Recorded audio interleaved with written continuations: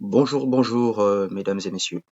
Aujourd'hui, nous allons parler du leadership, formation présentée par Oxon Signali, que je suis. Eh bien, le leadership, c'est quoi le leadership? Le leadership, c'est tout simplement, de façon terre à terre, la capacité à diriger et à orienter une foule ou encore une organisation.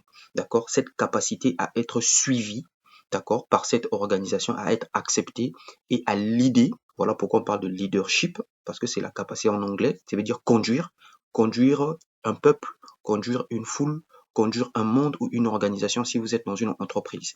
Là, on a quelques photos de certaines figures emblématiques qui ont fait preuve d'un leadership. D'accord? Je vais citer entre autres Gandhi, Martin Luther King, Stephen Hawking, on a Nelson Mandela, Albert Einstein, Bill Gates, Mère Teresa, Abraham Lincoln et enfin Oprah Winfrey. Donc tout ça, toutes ces personnes sont des gens qui ont impacté leur environnement, qui ont impacté leur époque par des actions d'entraide, par des actions d'innovation, par des actions d'exemple, tout simplement, à suivre.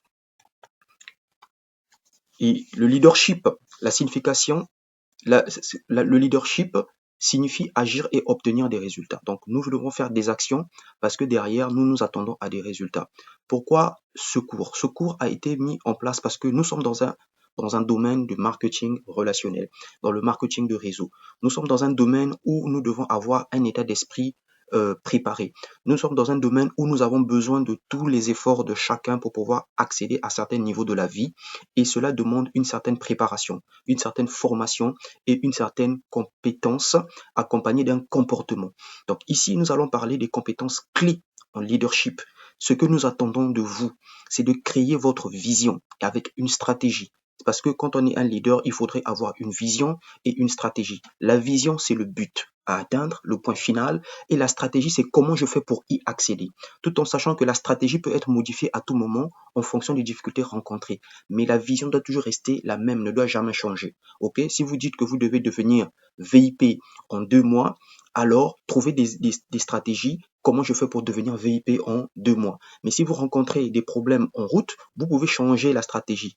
Prends un exemple, vous avez décidé de faire chaque semaine 500 PV par semaine, 500 PV, et que vous vous rendez compte que vous êtes face à une difficulté pour pouvoir faire les 500 PV, vous pouvez orienter votre travail en vous disant, avant je ne faisais que seul 500 PV, mais je veux créer un réseau pour pouvoir faire 500 PV avec mon réseau pour atteindre mon objectif. Donc c'est un peu dans cet état d'esprit qu'il faut voir les choses. Donc modifier la stratégie peut être modifiée, mais par contre la vision, non, c'est l'objectif. Deuxième compétence, c'est d'orienter les hommes. Quand vous allez diriger, une fois que vous avez la vision, vous allez donc partager votre vision avec votre organisation ou votre réseau ou votre réseau de downline ou encore vos filleuls. Vous allez leur partager la vision et leur former à mieux comprendre la vision. Nous avons la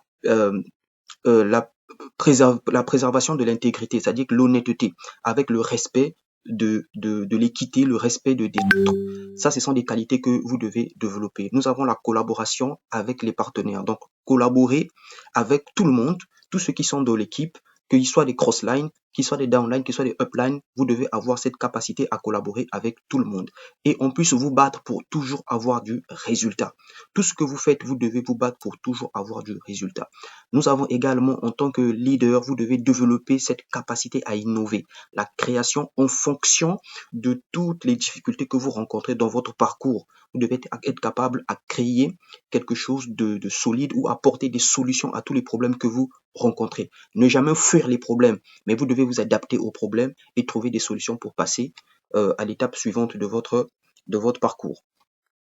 Toujours dans le leadership, un leadership dynamique influence les attitudes des personnes dirigées. Donc le but, c'est que dans votre comportement, vous ne devez pas imposer les gens, mais vous devez dans votre comportement, dans votre façon de faire, inspirer les autres de façon à les influencer. Quand on parle de l'influence, c'est pas forcément que tu dois dire à quelqu'un de faire quelque chose, mais tu dois, de par ton attitude, de par ton comportement, l'inspirer.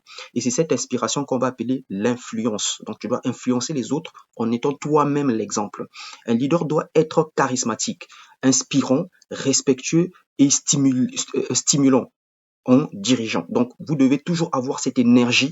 Quand vous parlez, on doit sentir en vous l'énergie de frapper, l'énergie de gagner, l'énergie d'aller en avant, l'énergie de déplacer des montagnes.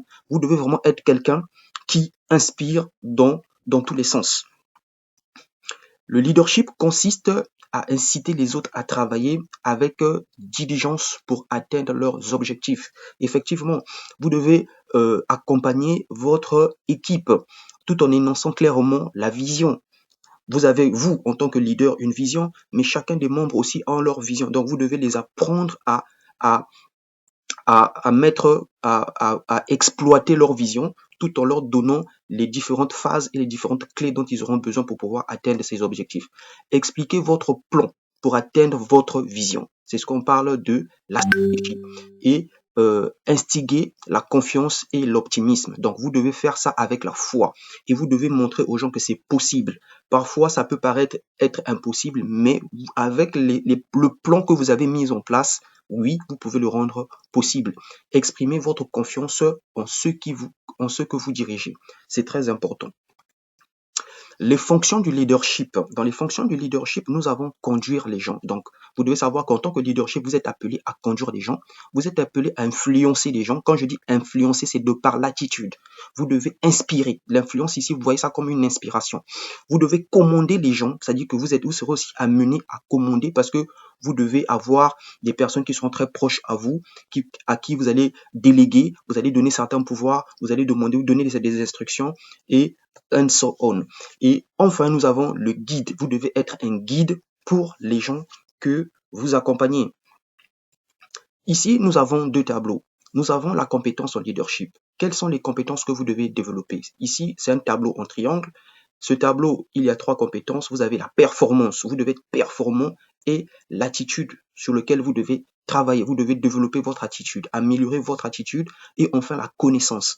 Donc, toutes ces choses-là vont demander la lecture, vont demander la formation. Donc, vous devez vous former en permanence. Vous devez faire des lectures. La lecture sur des livres des gens qui ont déjà réussi. La lecture sur du développement personnel pour que vous puissiez vous améliorer. Et en termes de compétences, il y a aussi le leadership dans la communication et l'action sociale. On va parler de l'action sociale.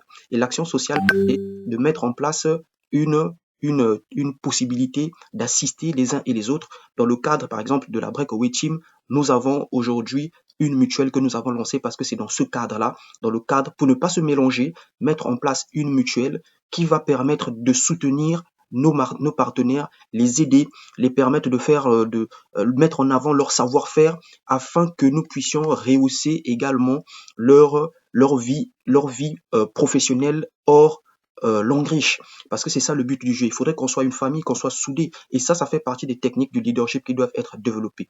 Le deuxième tableau, juste à côté, on parle des différentes phases en leadership.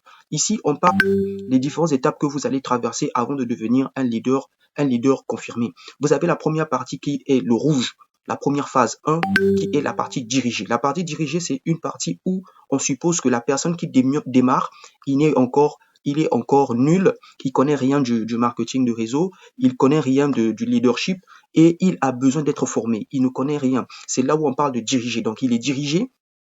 Il est tout simplement dirigé parce qu'il ne sait pas encore comment s'y prendre. La deuxième phase, c'est la phase entraînement. Donc, c'est l'entraînement, c'est le training. Là, il apprend en fonction d'une tâche qu'on lui a mis en place pour qu'il puisse apprendre justement à se former. Là, on va parler entre guillemets de la formation. Et le point 3, c'est la partie épaulée. La partie épaulée, ça veut dire que la personne, en fonction déjà des connaissances qu'il va atteindre, il sera déjà dans la phase du leadership moyenne. Et là, il sera capable déjà d'aider les autres. Est-ce que vous comprenez? Mais il ne sera pas lui-même déjà capable de s'en sortir seul. Et enfin, la quatrième phase, qui est la partie déléguée, cette partie consiste en fait à libérer votre partenaire formé, que vous avez formé parce que vous pensez qu'il a maintenant la capacité de s'en sortir seul. Il a maintenant la capacité de se fixer une vision et de mettre en place un plan et d'exploser tout simplement parce qu'il a les outils nécessaires pour lui permettre d'arriver à ses objectifs. Donc, ce tableau, c'est un peu les différentes phases que vous devez suivre pour devenir un leader. Donc, au début, vous êtes d'abord dans la phase de diriger. Vous acceptez qu'on vous donne des ordres, qu'on vous dise ce que vous devez faire. La deuxième phase, c'est l'entraînement. Vous devez travailler maintenant pour rehausser votre niveau.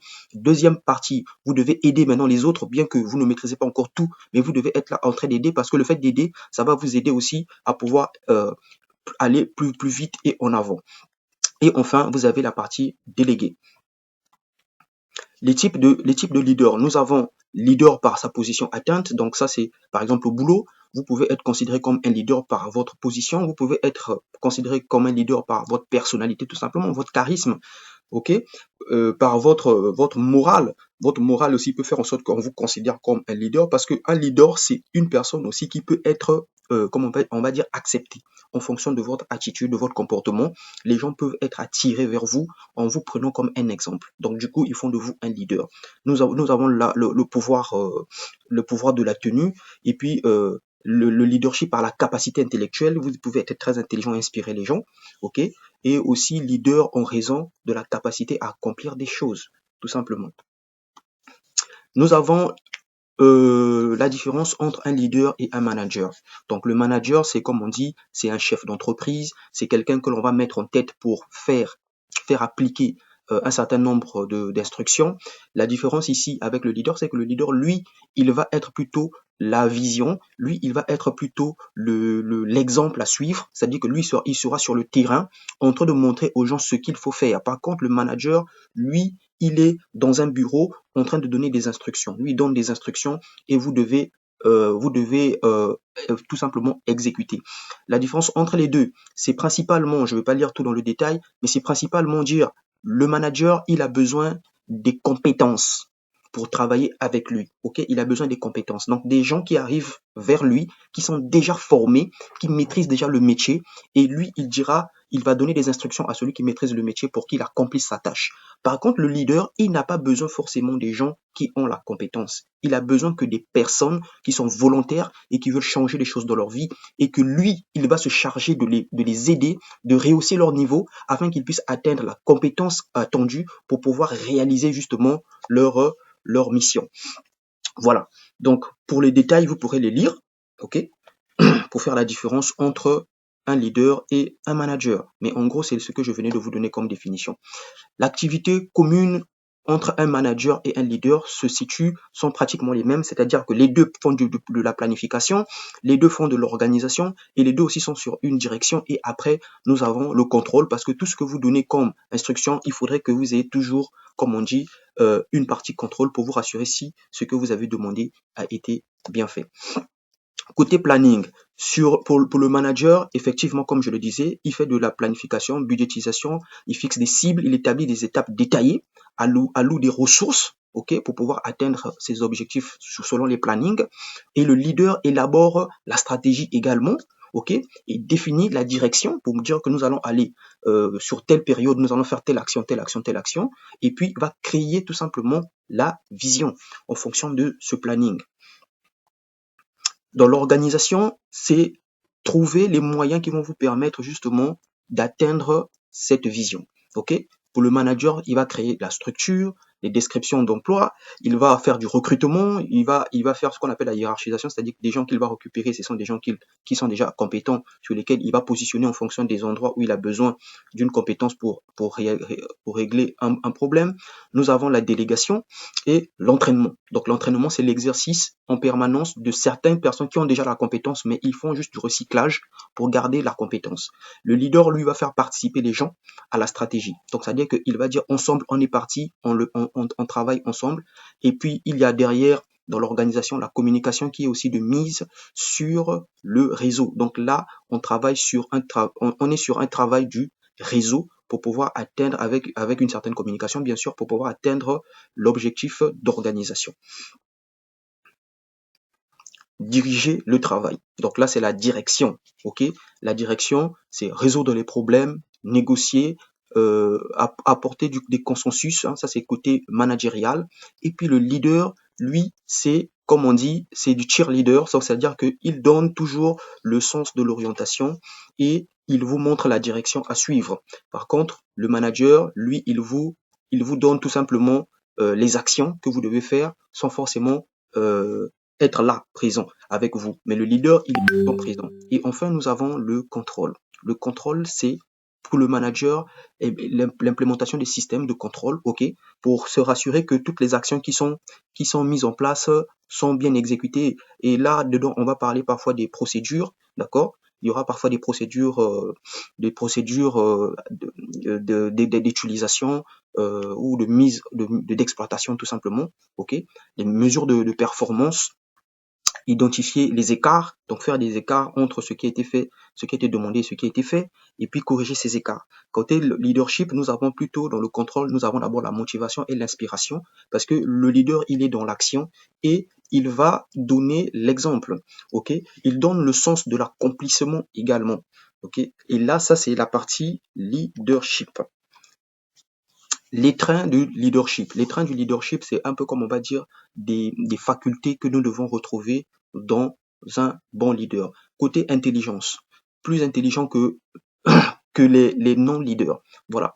Donc, bourse d'études, connaissances, être capable de faire des choses. Donc ça, c'est la partie intelligence. Dans le leadership, nous avons la partie physique. Ne voit pas de corrélation.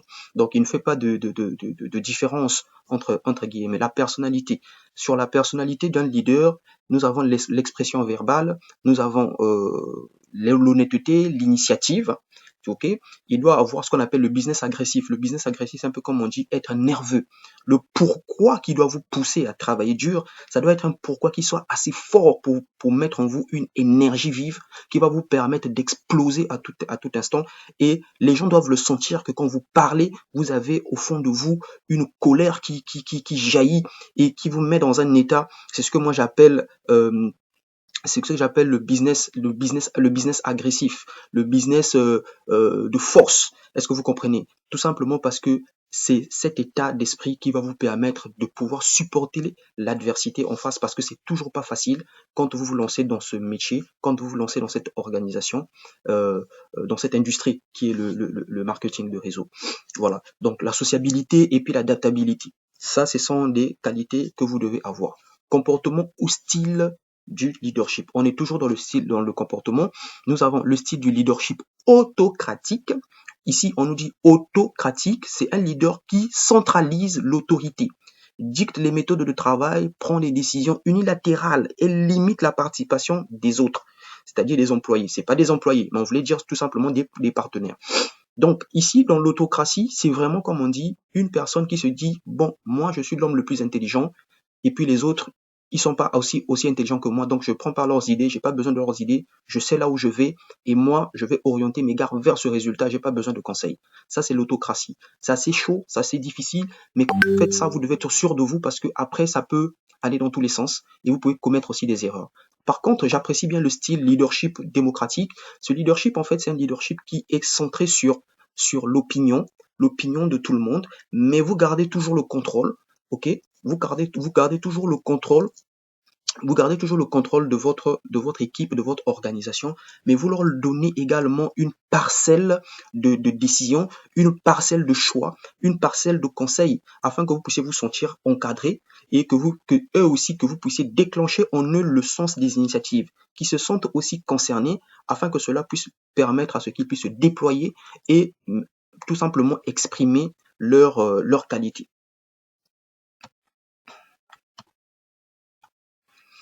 Ici, nous avons l'attitude. En fait, on va parler de la différence entre ce que on va appeler c'est un tableau en fait qui nous montre. Vous voyez ici, c'est du vert, et puis là, on a du marron.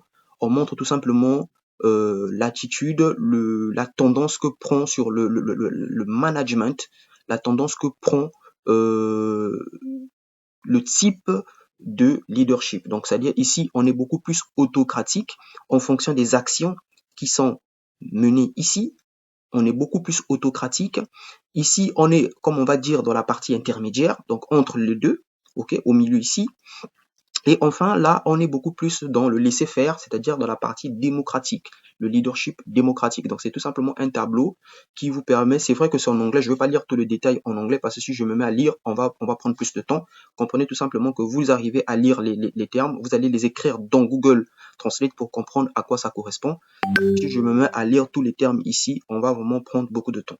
Donc, comprenez tout simplement que le tableau dit que quand vous êtes ici, que dans votre attitude, vous rendez compte que vous êtes plutôt dans la prise de décision personnelle, que vous prenez, ici c'est self-décision, c'est vous-même qui prenez des décisions, eh bien, sachez que vous êtes autocratique. D'accord? Mais si vous donnez, donc ici, on dit par exemple, vous permettez aux employés de s'exprimer et de prendre des décisions, vous leur donnez cette possibilité de prendre des décisions, c'est-à-dire que vous êtes plutôt démocratique dans cette zone. Donc vous êtes plutôt dans cette zone. C'est un tableau qui vous permet en fait de vous situer dans votre leadership, si vous êtes plutôt autocratique ou plutôt démocratique.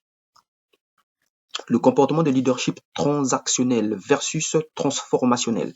Voilà, transactionnel du leadership, ça veut dire quoi? Action de leadership axée sur l'accomplissement des tâches. Là, c'est le comportement transactionnel, axé sur les tâches et sur le maintien des bonnes relations de travail en échangeant des promesses de récompense pour la performance, ok? Et dans le leadership transformationnel, ici, ça implique d'influencer des changements majeurs dans l'attitude et le postulat des membres. Donc, dans transformationnel, c'est celui qui est recommandé, tout simplement. Dans transactionnel, les gens seront beaucoup plus dans l'exécution. C'est-à-dire que vous allez leur dicter des trucs. C'est beaucoup plus, comme on dit, ça, c'est la partie, ça ressemble un peu à du management. Ici, c'est vraiment le manager. Est-ce que vous comprenez? Par contre, en bas, ici, c'est du leadership, du véritable leadership, parce que ici, vous transformez des gens. Vous leur faites partir d'un état vers un état développé. C'est ce qu'on appelle du développement personnel. Parce qu'ici, vous transformez des vies, vous transformez l'habitude des gens, leur façon de penser, leur façon de travailler, et puis dans l'amélioration positive. Voilà. C'est de ça dont on veut parler ici. Les tâches principales. Tâches principales. Nous avons créé une dynamique. Maîtriser la technologie. Ok. Apprentissage, apprentissage de vision et de formation. Et gérer, tout simplement. Donc ici, ce sont des tâches que vous devez mettre en place pour pouvoir assurer un bon leadership. Donc vous devez créer une dynamique, ok, autour de vous, maîtriser les technologies. Par exemple, nous sommes en train de mettre en place pas mal d'outils qui vont arriver. Une fois que tous ces outils seront prêts, nous allons organiser des formations. En tout cas, pour ceux qui sont partants, nous allons organiser des formations pour vous permettre de mieux maîtriser ces outillages. Voilà. Et enfin, nous allons parler des 10 commandements du leadership. Ces 10 commandements de leadership, ce sont des éléments que vous devez maîtriser, vous devez avoir dans l'esprit, vous devez les mémoriser comme si vous mémorisez les éléments de la Bible, tout simplement parce que ce sont des critères qui vont vous aider à mieux leader vos équipes et à mieux diriger. Parmi lesquels, numéro 1, vous devez rester optimiste, donc vous devez garder la foi dans ce que vous faites, ok? Puisque vos partisans comptent sur vous, donc vous ne devez pas leur montrer vos points faibles, vous ne devez pas leur montrer votre tristesse. Même lorsque vous êtes en train d'évoluer dans la progression, vous vous rendez compte que là, ce n'est plus évident d'avancer, mais vous ne devez pas montrer à votre organisation que vous avez perdu la foi. Est-ce que vous comprenez? C'est vraiment l'optimiste sur le premier commandement. Donc, le deuxième commandement, vous devez définir une direction claire. C'est ce qu'on va appeler la vision. C'est la direction. Si vous voulez être un leader, vous devez créer une vision dans l'esprit de vos suiveurs lorsque vous les dirigez. Donc, c'est très important. Si vous échouez là-dessus, ça veut dire que si vous n'avez pas de vision, ça veut dire que vous ne savez pas là où vous partez. Et là, c'est déjà, vous êtes en train de planifier à ce moment votre échec. Donc, c'est pour cette raison que vous devez avoir une vision claire lorsque vous êtes un leader. Vous devez définir ce qu'on appelle un plan réalisable. Le plan réalisable, c'est ce qu'on appelle la stratégie. Pour que j'atteigne cet objectif, il me faut une stratégie. J'ai la vision, le point final, mais comment je fais pour y accéder? Là également, si vous n'avez pas planifié une bonne stratégie, vous avez planifié finalement votre échec. Et le quatrième commandement, vous devez assurer des ressources. Bien qu'il soit écrit que la foi peut déplacer des montagnes, cette foi doit être accompagnée des ressources nécessaires et des personnes sachant s'en servir. Ici, on revient un peu à ce que je venais de dire, ce sont les outils marketing, les outils informatiques, les outils Internet, les réseaux sociaux. Tout ça, ce sont des éléments sur lesquels nous devons apprendre pour que nous puissions nous donner la chance de réussir. Nous connaissons faire du face-to-face, nous savons faire du porte-à-porte, mais aussi il y a des outils qui existent qui peuvent nous permettre d'atteindre des objectifs aussi élevés. Et là, c'est de ça dont il s'agit. Donc, nous sommes dans la bonne voie pour vous rassurer. Le cinquième commandement, vous devez écouter attentivement plus que vous parlez. C'est-à-dire que c'est l'écoute active. Vous devez développer l'écoute active. Plus écouter parce qu'on apprend à écouter, on apprend en écoutant qu'en parlant. Quand vous parlez trop, vous apprenez moins. Et en parlant trop, vous perdez en notion. Mais lorsque vous restez dans l'écoute, vous apprenez beaucoup plus des autres. Et cela améliore justement vos actions pour pouvoir contenter tout le monde. Parce que en apprenant à écouter les autres, vous pouvez être aussi, comme on va dire, vous pouvez être au courant de ce qui les dérange et donc derrière mieux vous orienter pour que vos actions puissent répondre aux besoins de la communauté, répondre aux besoins de l'organisation. Vous ne devez jamais organiser de réunion sans ordre du jour. Donc ça, c'est le sixième commandement. L'ordre du jour, c'est un peu comme avec notre mutuelle. Lorsque nous allons faire des organisations, des réunions pour parler d'un point, il faudrait qu'il y ait un ordre du jour. Et derrière, vous devez définir en fait l'objectif de la réunion et ensuite donner les étapes de ce qui sera discuté, quelques points sur ce qui seront discutés pour orienter. Ça va permettre à ce que les gens également prennent le temps de pouvoir se préparer pour cette réunion en venant avec des arguments ou en venant avec des éléments qui pourront aider à pouvoir atteindre l'objectif de cette réunion. Vous ne devez jamais critiquer en public. Voilà, là aussi c'est un comportement. Comme je dis que le leadership, il y a le comportement qu'il faut développer. Dans le comportement, même si vous avez une personne qui a fait une gaffe, une bourde, attention de ne pas parler peut-être de façon à dénigrer. Vous pouvez parler en public de façon sage, c'est possible, mais surtout ne dénigrez pas la personne au vu de tout le monde parce que c'est une action qui peut détruire la motivation tout simplement d'une personne et ça pouvait être un bon élément que vous allez tout simplement refroidir parce que vous lui avez mal parlé. Vous savez que dans le milieu des adultes, nous devons apprendre à communiquer entre nous et nous avons des différences d'âge, nous avons pas mal d'éléments et vous avez la grâce d'être un leader, vous avez la grâce à votre âge. Je ne sais pas quel est votre âge, mais à votre âge, vous pouvez avoir 30 ans, vous pouvez avoir 25 ans, vous pouvez avoir 35 ans, 40 ans, mais vous allez l'idée des gens qui ont 70 ans, vous allez l'idée des gens qui ont 60 ans, qui ont 40, 50, 55 ans, et donc vous devez avoir des manières lorsque vous communiquez avec les autres, parce que les autres doivent se sentir respectés. C'est vraiment très important. 8. Vous ne devez pas commander à vos suiveurs de faire quelque chose que vous-même vous n'êtes pas capable de faire. Effectivement, vous n'êtes pas un manager, vous êtes un leader. Et un leader, c'est celui qui enseigne par l'exemple. Vous ne pouvez pas dire aux gens de faire des actions ou de faire des tâches ou accomplir des tâches que vous-même vous n'êtes pas capable d'accomplir. Lorsque vous demandez aux gens de faire des séminaires, c'est parce que vous-même vous en faites. Quand vous demandez aux gens de se connecter à des formations en ligne, c'est parce que vous-même vous connectez.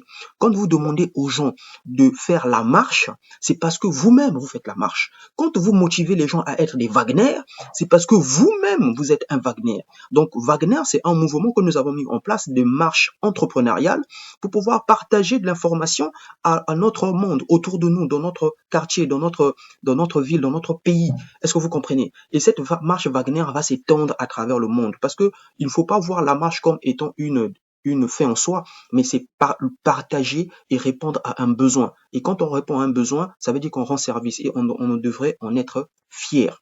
Voilà. 9e commandement, vous devez déléguer les responsabilités envers vos suivants.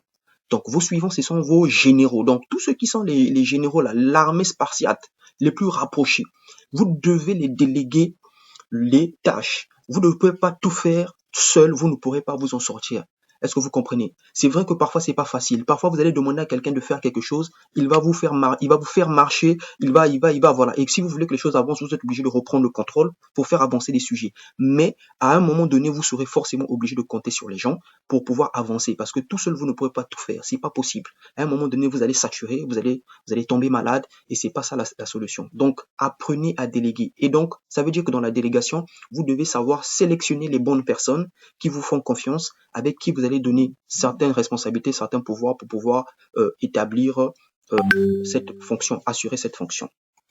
Et enfin, vous avez donné du crédit à votre équipe. Donner du crédit, ça veut dire tout simplement que vous devez, les vrais leaders acceptent le blâme quand les choses tournent mal. Ça veut dire que en donnant du crédit à mon équipe, je dois être capable, de par ma façon de faire, d'accepter quand j'ai commis une erreur et d'accepter que mon équipe me fasse des remarques. Est-ce que vous comprenez?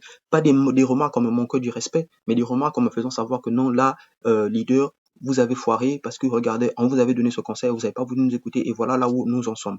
Donc c'est un peu dans ce sens-là que vous devez voir les choses. Donner du crédit à son équipe, c'est justement celui-là. Accepter que votre équipe arrive à vous faire des remarques pour l'évolution justement et parler positivement de votre équipe partout et ne pas mettre à nu également votre équipe, tout simplement. Ne pas mettre à nu, c'est-à-dire que vous avez une équipe, quand ils commettent une erreur et que vous pensez que cette erreur, vous devez l'endosser sur vous, endosser la responsabilité sur vous, ça ne sert pas de noircir l'équipe. Et en inbox, vous pouvez récupérer votre organisation, votre équipe et leur faire la remarque de façon sage pour leur faire remarquer que ce qu'ils ont fait, c'était pas ça et que prochainement, on doit s'améliorer. Voilà. Donc, nous sommes au terme de notre formation qui a duré 30 minutes autour. OK? La partie questions-réponses, on le fera à la prochaine session en live, comme toujours. Ça sera vraiment de l'interactif. Donc, je vous souhaite à tous une bonne journée et on se dit à très bientôt. Merci beaucoup.